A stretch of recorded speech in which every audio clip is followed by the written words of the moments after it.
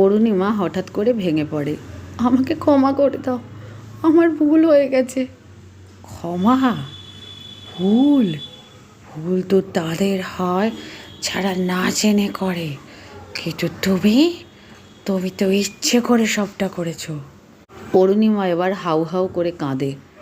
আমি অন্যায় করে ফেলেছি অমৃত, প্লিজ আমাকে ক্ষমা করে দাও, আমায় মেরো না। ক্ষমা?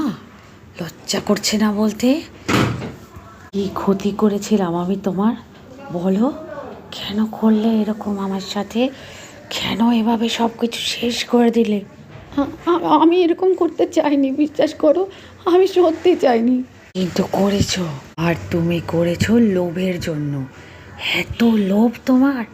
লোভের জন্য একটা মানুষের জীবন শেষ করে দিতে দুবার ভাবলে না?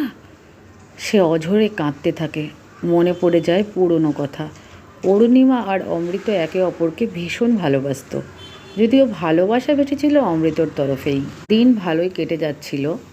একদিন অমৃত হঠাৎ একটা মেয়ে ঘটিত কেসে ফেঁসে যায়।